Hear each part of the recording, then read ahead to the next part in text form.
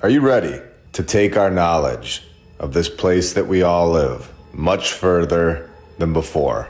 Are you ready to expose old world maps? And are you ready to find massive ancient underground cities? Are you ready to see things from the old world that have been hidden for far too long? We have located a very interesting map from the year 1583, supposedly. Within the same map, we have Russia and Tartaria, both together, Tartaria, all here on the map within the last few hundred years. And not a single time did our history books ever mention this place. Never did they mention Tartaria. This is the main reason that I am so interested in this location. Why is this country, this massive place on our map, never mentioned to us? Why is it being suppressed? Why? We learn all about the Huns, the Roman Empire. We learn all about Julius Caesar and his friends. Why don't we hear about Tartaria? What is being hidden in this location? Who was this group that has now been taken over? As we see today, what happened to this group? Who took them over? How did this take place? Tartaria, or Tartary, a massive amount of land that we are not told about, where we can scroll to the left. And going back to episode 61, we have the land of Mu, or a land on this map called New Guinea. Now we can see that this map is showing that New Guinea is massive, basically the same exact size as South America. It is not this little tiny piece of island that we all see today, which we know is a no-fly zone. We have shown this. It is also much closer to North and South America than what we can see today, where this is another proof, in my opinion, that there is possibly a continent in this location where we've seen it called the Land of Mu, and there are stories about it. And if you'd like to see this map in real life, it is currently located in the Library of Congress, Rare Book and Special Collections Division, Washington, D.C., where we have shown in episode 83 how it seems like we have something massive just below South America. And switching over to this map, we can see that there are things in the ocean that are as big as Madagascar, with Tartaria right here, and of course, Shalaga, where this civilization, in my opinion, were the ones that were creating the thousands of miles of underground structures and tunnel systems from episode 80. And what is this land over here? Just hiding and all shaded, right in the location of Mu, or Lemuria, and lots of land up north, all shaded. The maps are very interesting, including this 1544 map, where Antarctica is as green as can be, including a map that we have all discussed in episode 70, the Mappa Mundi, where things are connecting. The map that was bombed, as we showed, was one of two maps in existence that we have knowledge of that held the phrase, "Here be dragons," in Latin. Here be dragons. Very interesting. And while we're talking about Latin, scientific in Latin, meaning that it is fiction, if you can believe it, where the other map of the two being the Hunt Lennox map, when we are told that the first known depiction of a dragon on a map comes from the Ebstorf map, the Mappa Mundi, from 1232. And then you wonder why this map was destroyed, holding keys to the past, keys to hidden knowledge. We know about this map. We have photos of it. We can still see its knowledge on the front side of it. Could something have been on the back? Who knows? And which maps were lit on fire immediately and never shown to us? Our history is completely fabricated to the core. It has been altered to hide that there was so much more here, where we are today, hiding a previous civilization, an extremely advanced civilization that constructed palaces all over the map, hiding dragons and the rest, hiding more land, hiding it all, having zero idea where you are or what you are doing here is key to control. If a group is lost and confused, and then there is a group willing to lead them, the lost group will follow. The destination is irrelevant, whether it is good or bad. The lost group will follow. And this is why the world history is not true. Creating a brand new history creates a brand new future. Now, before we switch gears fully, I want to update everyone on our Chicago Tunnel episode 80, where I'm going to keep the individual anonymous. But I'm very thankful they reached out and emailed me, stating that his wife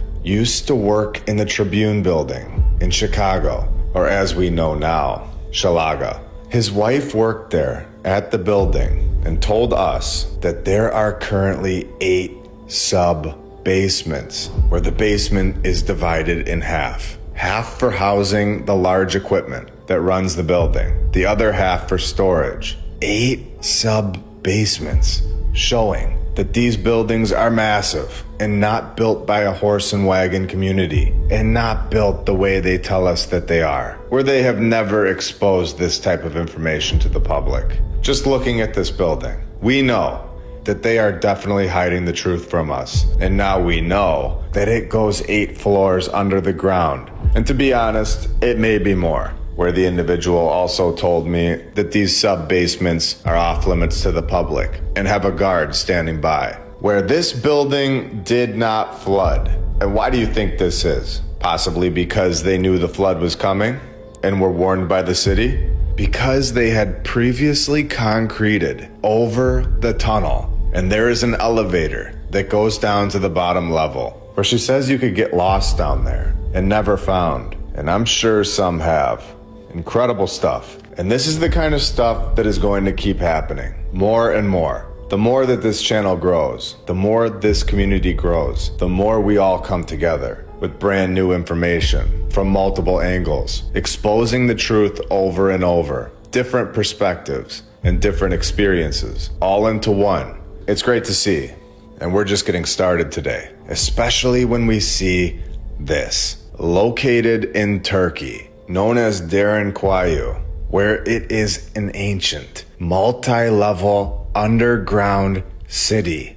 And like I always say, we are just getting started on this channel. Welcome to episode 84 of my lunch break. I hope you're all having a great day. And if you're new, welcome.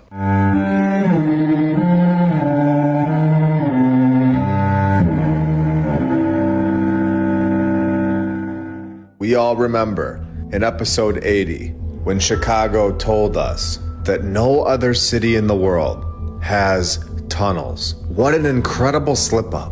The further that we go into this research, the more ammunition that we have to attack this ridiculous narrative all over the world. When we are told that this site in Turkey is the largest excavated underground city in Turkey alone, and is one of several underground complexes found throughout Cappadocia, which is a region in Turkey. The underground city in Turkey could accommodate up to 20,000 people and had amenities found in other underground complexes, such as wine and oil presses, stables, cellars, storage rooms, where the mainstream historians were there. And they remember that the rooms on the left were used for studies.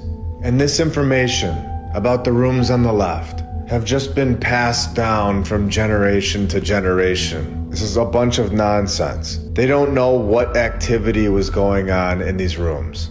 And we know this now. This is a guess, 100%. They don't have any idea what was going on in these rooms. And that's the reality of the situation. So let's not pretend that someone born in 1980 is going to know exactly what happened in rooms underground. You can't just walk into an abandoned building and know all about their basement. Somebody would have to tell you what each room was used for. So this story about them knowing that rooms on the left are used for studies, this story is nonsense. It's extremely important for all of us to be able to read a narrative and see through the children's stories. They are a trick, and they keep people in that trance where people would just accept it for years and never think twice. We are exposing ridiculous statements over and over, showing exactly how to detect them within a narrative so that you can go find them yourself. And this is not just in history. This kind of thing happens all the time, even to this day. It is very important to be able to critically think, to ask questions. Starting between the third and the fourth levels are a series of vertical staircases. Multiple levels under the city is exactly what we are reading, where we can now fully see that we were correct all along. We fully understand after the first 84 episodes that these cities are not just on the ground. Multiple levels under our feet all over the world, which we have shown. It's incredible. The old world creating all of this, where they had technology that would blow our minds today. And then possibly the most bone-chilling moment in all of our research so far, showing that this was a civilization that was in hiding. Hiding from what? What was the old world, the previous civilization? What were they hiding from? Where there is a large 180-foot ventilation shaft. The shaft provided water to both the villagers above, and if the outside world was not accessible, the water would be provided to those in hiding. Those in hiding. Can you believe this? Where the city accommodated up to 20,000 people underground. Multiple levels. What happened here where we all live today? Clearly the history that we have all been told is missing something massive. A mass destruction event that I believe was without a doubt within the last few hundred years. And we are all now back on the ground level. We are now the finders, or the founders, of all of the previous civilizations' work. And this is becoming extremely clear at this point. Where the caves might have been, maybe. Again, the mainstream narrative has no idea. This is the first thing that is stated, that the caves might have been built in the 8th to the 7th centuries BCE, like 2,800 years ago. Pinning this date down, maybe, as they like to say. So they pull that number out of thin air and continue on to tell us that they were replacing languages because one just died out. Of course it did. Just gone. Well, maybe it did. So the inhabitants expanded their caverns to deep, multiple level structures, 85 meters below the city. And let's just open the doors on this thing. Let's blow people's minds today and go deeper than ever before. Here we go. According to BBC, this is not a 4 to 5 level system. This is a site that encompasses 18 levels of tunnels. 18 levels of underground tunnels underneath the city. The largest excavated underground city in the world that we know of. Where we know that this is most likely under every single major city in the world. Where cave-like rooms stretch on for hundreds of miles. Where it's thought that there are more than 200 small, separate underground cities that have also been discovered in this region, maybe connected to these tunnels, creating a massive subterranean network. 200 separate underground cities, all connected underground, 18 levels deep. I have to be honest, this is blowing my mind at this point. Remember, this is what we are all being told. Can you imagine what we are not being told about? Are these things actually deeper than 18 levels? What kind of rooms are really down there? How far do they really reach? Because obviously they have found things that we are not allowed to know about or see within these tunnel systems. Just like in Paris,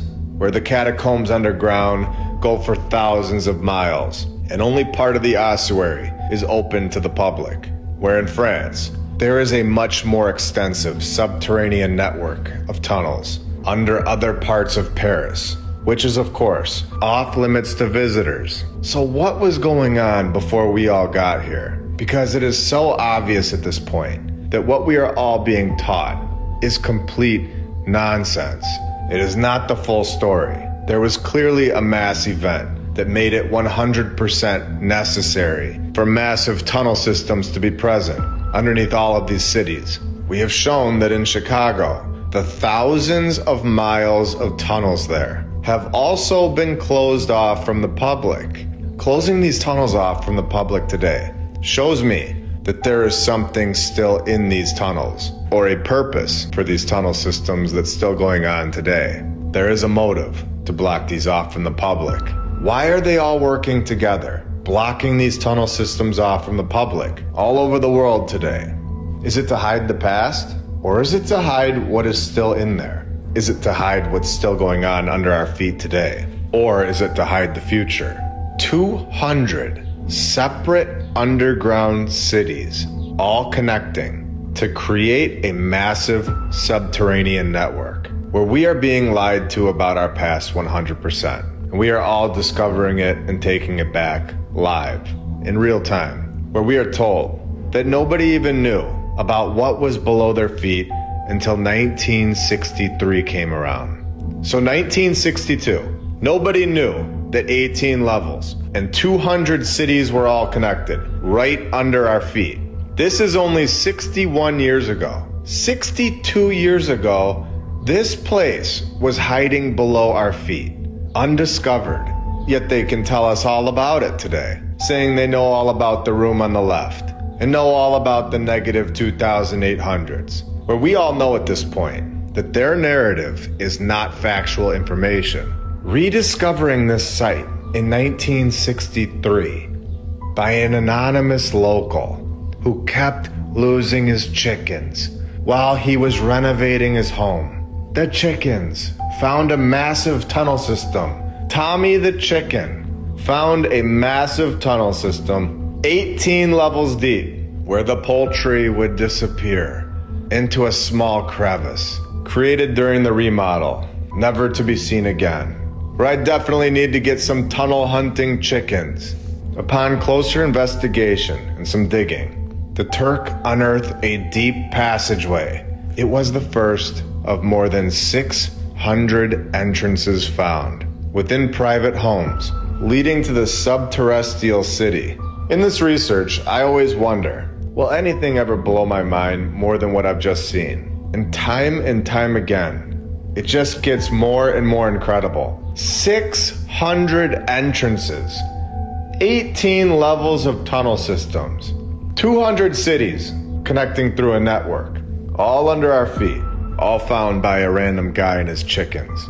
The previous civilization was extremely advanced, fully understanding construction, creating palaces on the ground level, palaces that are still here today, as well as massive underground tunnel systems all over the world. This technology was known all over the world. They were not riding around on donkeys with hammers in their left hand and their chisels in their right.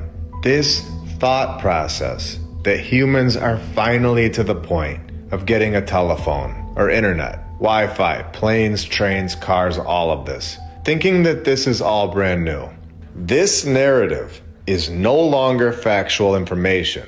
Clearly, there have been people here before that had much more technology than we do today. Clearly, there is something else going on here where we all live today. Something that an advanced civilization needed to hide from, and they were clearly able to do so, where according to the mainstream professors, they say that creating 18-level tunnel systems, 200 cities all connecting, would have been fairly easy to do with simple tools like shovels and pickaxes. This is easy, according to the mainstream narrative. Strategically creating a ventilation shaft that provided water in and out of the underground city. Thousands of miles of tunnels, all done very easily.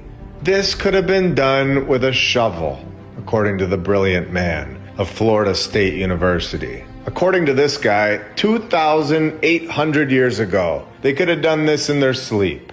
A spoon or a shovel would have made no difference. The cavemen of the past just had tunnel construction down. They were born with this skill, where the mainstream has no idea who created these tunnels. Because remember, the chicken just found them 61 years ago. So who should they credit these tunnels to? Well, the credit of creating them remains a partial mystery. They don't know who created them, and go on to suggest that the Hittites made them, where they may have excavated them while under attack around 1200 BCE. So the mainstream says 2,800 years ago, and now saying 3,200 years ago, where they can just make up any date they'd like yet again, and we all believed it, and saying that it was easy. We know that these tunnel systems all over the world were not created easily. 18 levels underground is not created easily with a little shovel. And these networks are never open to the public, which shows me that they may also connect to each other all over the world. And before we take this research a step further, let's take a minute and thank all of our badge members, all of our Patreons, and every single subscriber, and everyone who likes the videos. You are all awesome in helping grow this channel to a bigger and bigger audience every single Saturday. We are also over on X, Instagram, Rumble, TikTok, and Spotify. And because of all of you, we're able to make an episode every single week. Now let's take this further.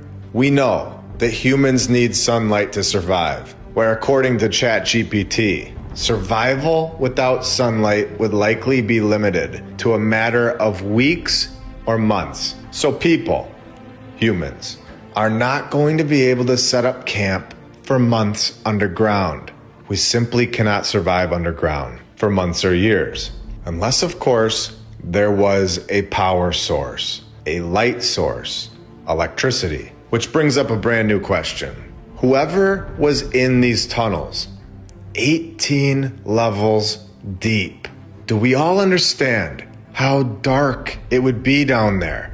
Unless they had torches, where again, ChatGPT and AI will tell you that it would be extremely unlikely for a fire torch to stay on in a tunnel system that is 18 floors deep due to the lack of oxygen, ventilation, and fuel source, where it states, even if a fire were to start in a tunnel system, the amount of fuel may be limited. It would need a continuous source of fuel. Now, this is not realistic at all in the narrative that we are all told, especially since we are told that Edwin Drake drilled the first crude oil well in 1859. So, electricity, a light bulb, is the only option 18 levels below the ground. So going straight back to episode 10 and 38, are we 100% sure that electricity has never been here before? A light bulb. Who was living 18 levels deep in the dark? The answer is clear, that it would not be physically possible for a human to do this in the dark. And we know that a human could not survive or even construct something 18 levels down in the dark. I don't think this is looking so easy after all. And then survive there for months in the dark, proving one of two things. The first being that it was humans who constructed the tunnel systems, and they had technology, such as a light source, technology that we have been given back today. And we've discussed this so many times. But here we have physical evidence that a light source would be necessary. What we are doing right now is taking the mainstream narrative and shredding it right in half forever. They had to have had a light source 18 levels down. Nobody was constructing tunnels in the dark, and we know this. So the light bulb being invented in 1879, I believe, is 100% a lie. And we fully know this now. Now, I definitely believe it was humans. And I believe there was technology. They had a light source, and so much more. And this technology is being given back to us today. But let's just pretend, since we're investigating, that there wasn't a light source, like the mainstream history is telling us. We'll just go off of their story for a second. Building tunnel systems for thousands of miles in the dark, 18 levels deep with a shovel. 200 cities, all interconnected, tunnel systems, connected all over the world. Thousands of miles for living spaces, a situation that a human would not thrive in at all, where it is possible that these tunnels and underground structures were created and constructed for survival, and many did not make it, which then, in turn, created the catacombs. Again, I will never hold back any thought or information, so let's take this a step further. Is there a species out there that we are unaware of today? A species that we are not being told about, hidden from us, blocking us off from the proof within these tunnel systems? A species that is living or have lived right under our feet. A species that would have thrived underground. At this point, we have found so much evidence simply because we have asked questions. And I think it's important to at least ask the question so that we're all aware of it in case we come across more evidence that supports it in the future. There are facts in play here. We know that we could not survive months underground in the dark. So we have to ask, who can? And who could build underground structures 18 levels deep, 200 cities under our feet, exactly like we have shown today, in the dark? Well, it could for sure have been humans, and I'm leaning towards that. But, like I said, it's important to ask questions. Could there have been or still be a species that is off limits to the public, a species that thrive underground, where we are told that the earth was destroyed first by fire and then by ice, and one earth world, the old world, passed into the other, our civilization today? It is told in the Native American stories that ant people took groups of virtuous humans into their underground homes and protected and taught them until the earth was safe for humans again. This is quite a famous phenomenon. There are huge cities. They look like ant farms. They look like ant farms on an enormous scale that are dug out under the earth. Where this took place in Colorado, meaning that there must be massive tunnel systems there as well. So I will be investigating that. Now, this is of course a legend, and I'm not saying it is proof at all, but it is very interesting and something to keep in mind, that ant people are being discussed on the other side of the map, with massive tunnel systems all over the world, like we know. Who builds tunnels? Well, ants do. The last time I checked, humans are not known for their tunnel skills and living underground in the dark. But yet, we find tunnel systems everywhere, all interconnected strategically, where this is not just in Colorado. It is interesting to note that the Babylonian sky god was named Anu, where the Hopi word for ant is also Anu. And the Hopi root word for Naki means friends, suggesting that the Hopi, Anunnaki, or ant friends might have been the same group as the Sumerian Anunnaki. In multiple languages all over the world are put here to confuse us. Located in what we call today Iraq, around Baghdad. And if these were truly humans' friends, like we are told, and if we are truly in a little season, you can begin to put the pieces together and see why certain locations, such as Baghdad, are chosen to be bombed.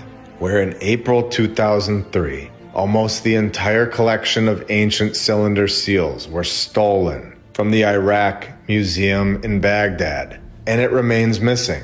Where the US tanks rolled into Baghdad, they broke into the museum. Looters rampaged through the halls, storerooms, and cellars, stealing more than 15,000 precious objects.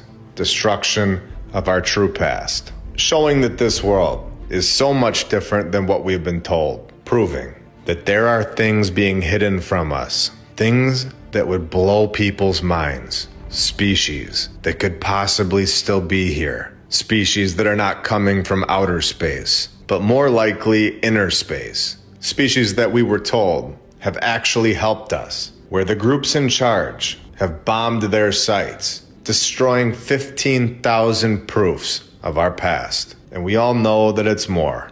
When on April 14th, 2003, the Iraq National Library and national archives were burned down, destroying thousands of manuscripts from the previous civilization, where another 170,000 artifacts were stolen or broken. Now, can you even imagine what has been destroyed and hidden from us? 170,000 artifacts. Artifacts in text that would expose our true past, that are now gone, where we can all see very clearly now. We can see what happened and what is going on today. Destroying our history, destroying the true past, destroying the text and stealing them so that we can no longer see them, where you can see how important our past is at this point. If you no longer understand the past, this 100% means that the future can be fully manipulated and controlled. And I want to remind you all that we are just getting started on this channel. An article from 21 years ago states that the rumored existence of huge networks of tunnels beneath Iraq presented a whole new challenge to U.S. troops.